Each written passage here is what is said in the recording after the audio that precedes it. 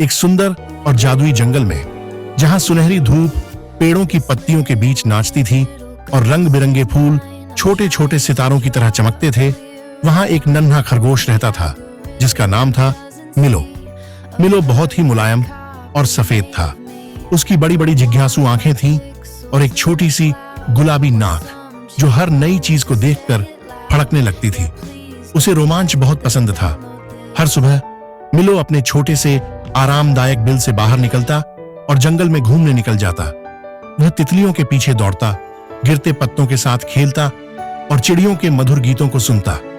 एक दिन जब सुबह की धूप धीरे धीरे पेड़ों पर फैल रही थी, मिलो ने तय किया कि वह आज जंगल के अंदर और गहराई तक जाएगा। जैसे जैसे वह आगे बढ़ता गया, पेड़ और ऊंचे होते गए, रास्ते और टेढ़े मेढ़े हो गए और जंगल पहले से ज्यादा रहस्यमयी लगने लगा। शुरुआत में मिलो बहुत खुश था। वह तेजी से उछलता कूदता आगे बढ़ रहा था, लेकिन थोड़ी ही देर में उसे कुछ अजीब सा महसूस हुआ। जंगल अब उसे अनजान लगने लगा था। वह रास्ता जिसे वह जानता था कहीं गायब हो चुका था। अपने घर की आवाजें अब सुनाई नहीं दे रही थीं। मिलो रुक गया। उसने इधर उधर देखा और तभी उसे एहसास हुआ वह रास्ता भटक गया था। अब जंगल थोड़ा डरावना लगने लगा था। पेड़ों की परछाइयां लंबी हो गई थीं और हवा धीरे धीरे सरसराने लगी थी। मिलो के कान झुक गए और उसका छोटा सा दिल तेजी से धड़कने लगा। उसे समझ नहीं आ रहा था कि अब क्या करे। वह अकेला था और खो गया था। तभी पास की झाड़ियों से हल्की सी आवाज आई। एक प्यारी सी गिलहरी बाहर आई। गिलहरी ने मिलो को देखा और समझ गई कि वह परेशान है। वह उसके पास आई और अपने स्वादिष्ट मेवे उसके साथ बांटने लगी। मिलो ने जैसे ही खाना खाया, उसे थोड़ा अच्छा महसूस होने लगा। अब जंगल उतना डरावना नहीं लग रहा था। थोड़ी देर बाद मिलो फिर से आगे बढ़ा। रास्ते में उसे एक चालाक लोमड़ी मिली। लोमड़ी ने उसे ध्यान से देखा और उसे एक साफ और सुरक्षित रास्ता दिखाया। मिलो धीरे धीरे उस रास्ते पर आगे बढ़ने लगा। उसके दिल में उम्मीद फिर से जागने लगी। अब शाम होने लगी थी। आसमान नारंगी और बैंगनी रंगों से भर गया था और तारे टिमटिमाने लगे थे। मिलो ने आसमान की तरफ देखा और सोचा कि क्या वह कभी अपने घर पहुंच पाएगा।